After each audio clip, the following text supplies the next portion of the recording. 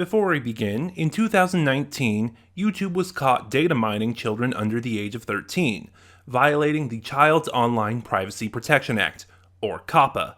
Since settling, YouTube has enacted new policies meant to dodge responsibility and scapegoat creators. This video is not made for kids. It is not targeted at kids. It is not advertising to kids. Parental discretion is advised. Hey guys, how's everyone doing? This is the Sentinel watching over Geekdom, and welcome back to Sentinel Reviews. It's time, the beginning of the end, the third story in Series 2 of Sarah Jane Smith. Fatal Consequences. Released in March of 2006, written by David Bishop, directed by John Ainsworth. Fatal Consequences stars Elizabeth Sladen as Sarah Jane Smith, and features Tom Chadbourne, David Gooderson, Jacqueline Pierce, and Stephen Grief. As always, I will be talking about spoilers, so in the description box below, you will find the link to Big Finish's website, where you can buy Fatal Consequences for $2.99 USD, or you can buy it as part of Sarah Jane Smith, the complete series, for $24.99 USD. And that's especially prevalent here because, yeah, I'm not going to try and skirt around them or avoid them like I did the last few stories. I am talking about the spoilers, because there is a lot to talk about. So first thing, some of the background information leading up to this story. In my review of Buried Secrets, I mentioned that there were a couple of events that were superfluous to that story, but kept getting mentioned and would become relevant later on. Those are a protest going on outside a laboratory, a testing facility where animal testing is being committed, and the takeoff of the Dauntless, what is supposed to be the first commercial space flight, and how all seats on that flight have been booked by a billionaire named Sir Donald Wakefield.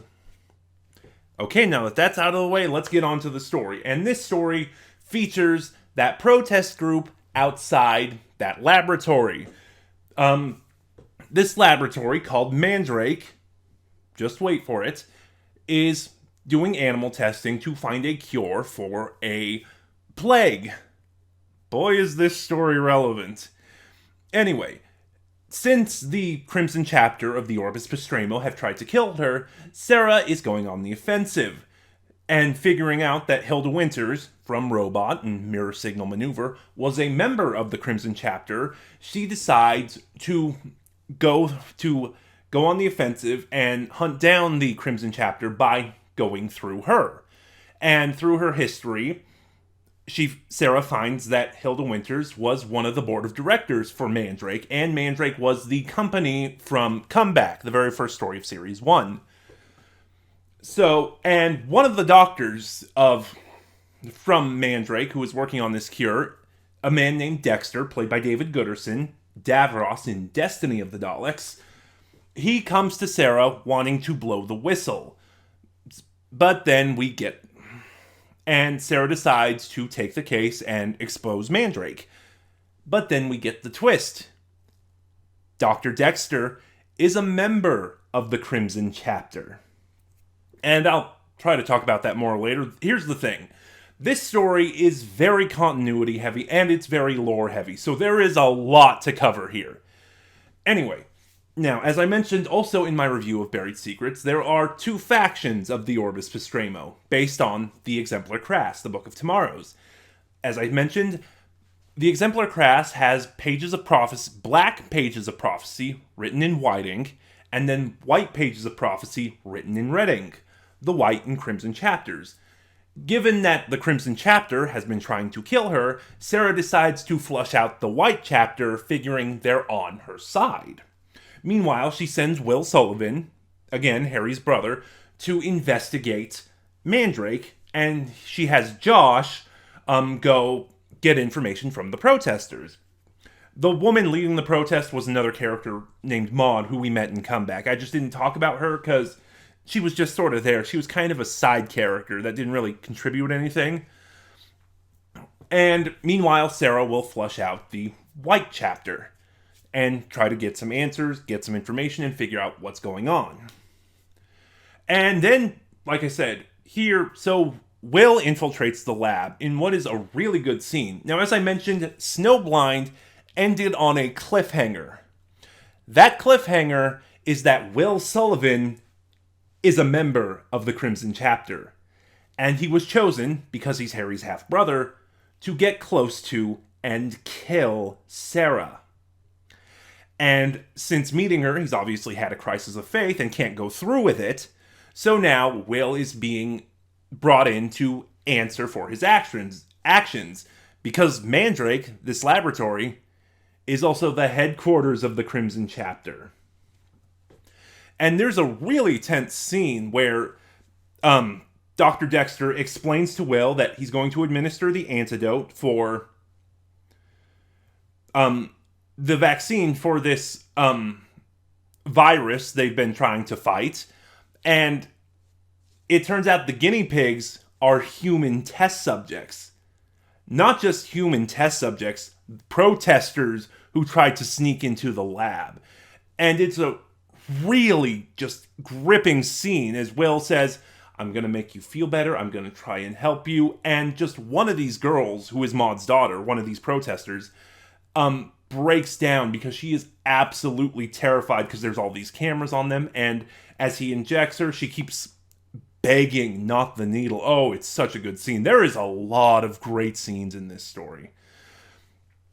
And then meanwhile, as I mentioned, in trying to flush out the White Chapter, Sarah meets Sir Donald Wakefield, this billionaire who was trying to book a flight on this commercial space flight because he's dying of cancer, and I'm pretty sure he's a parody of Richard Branson. I'm not 100%, but I'm pretty sure. And anyway, Sarah learns that Sir Donald is the keeper of the White Chapter. He is the leader of the White Chapter. And he tries to convince her that she is the Herald of the Orbus Postramo, something she still doesn't believe, and she has trouble believing it. But, Sir Donald points out that regardless of if you believe you're the Herald or not, the Crimson Chapter believes you're the Herald, and they are going to do something drastic in your name. Because, as I mentioned in Buried Secrets, both the White and Crimson Chapters of the Orbus Postramo believe that, the gods who created the Earth are aliens. And they believed that the aliens would return, the Crimson Chapter believing they'd come as benefactors, and the White Chapter believing they'd come as benefactors, and the Crimson Chapter believing they'd come as destroyers. However, since that big arrival never happened, the Crimson Chapter is now trying to manufacture an apocalypse, because they believe they are supposed to inherit the Earth. And it's actually never explained now that I think about it, because the end days are supposed to be brought about by the arrival of the Herald, who both chapters believe is Sarah. And it's never, now that I think about it, it's never explained why the Crimson Chapter wants to kill her. I don't know if she's supposed to stop the apocalypse, or it's just never elaborated on. And then they figure it out. Sarah and Sir Donald figure it out that instead of, finding an antidote for this plague, because Mandrake is the legitimate front for the Crimson Chapter, they are instead manufacturing an even more advanced one. Boy, this is topical, and I do not like it. Anyway, meanwhile, Will has to answer for his actions, so Dr. Dexter takes him to meet the Keeper of the Crimson Chapter, who is only ever revealed to be the Keeper. We never learn anything about her or her history like we do with Sir Donald, but she's played by Jacqueline Pierce, and if you've heard or seen Jacqueline Pierce in anything, you know she is absolutely amazing, and that is still the same here. And then we learned something else. There has actually been an agent of the White Chapter keeping an eye on Sarah and protecting her. Just wait. So when Sarah realizes what's about to happen, she rushes off to Mandrake, just as they release the imprisoned protesters, obviously beginning the spread of their plague. And from here on, the story just keeps ramping up. The tension, the pacing, it's all just spectacular. Where First of all, Will kills Dexter in order to prove his loyalty to the Crimson Chapter. You know, in a really dark scene, there's just a lot of great stuff about this story. And, you know, because the Keeper is worried that there is a White Chapter spy in the Crimson Chapter. And so, and after he kills Dexter, after Will kills Dexter, she just says, you know, I doubt he was the spy, but he was getting too ambitious for his own good. Oh, God, I just love this story so much. It's gone from a review to basically a gush. And then Sarah forces... God, I'm getting my words jumbled. The Keeper forces Sarah, when she arrives, to surrender herself in order to cure everyone who has been infected by this plague. So she does, and we finally get the answers of what's kind of been going on. And Sarah is inadvertently responsible. Because, 500 years before this story takes place, the exemplar crash, the Book of Tomorrows, this book of prophecies, was written by an Italian duke. One Duke Giuliano, who explained who said a herald named Sarah foretold these events to him, the events of the future. Figure it out yet? Okay, here's another hint. And the legitimate front for the Orbus Postramo, the Crimson Chapter, Mandrake, is based on a word that came up in Giuliano's writings a lot. The Italian word for Mandrake. Mandragora. So Sarah actually is the Herald, and the scene where she figures out what's going on, that the exemplar crash and the Orbus Postramo, that everything that's happened to her is entirely her fault, is just amazing, and it's one of my favorite plot twists ever. And just Liz Sladen's performance, her breaking down as she realizes, oh my God, everything they said is true. I am the Herald because I started this. It's just such an amazing moment. And then, the story continues to ramp up. Like I said, there is a member of the White Chapter who has been watching out for Sarah. And this entire time, it's been Josh. And the ending is just so good. The tension ramps up, the action comes to its head. It's just so good, and it leaves you on very much a breathless cliffhanger. If this story wasn't so arc and continuity and plot heavy, and you could just jump right into it, I'd say Fatal Consequences is one of the best stories of all time. One of the best Big Finish stories of all time. In fact, I'm going to give it, just because I love this story from beginning to end, and I can't really think of any major flaws I have with it, I'm going to give it a 10 out of 10.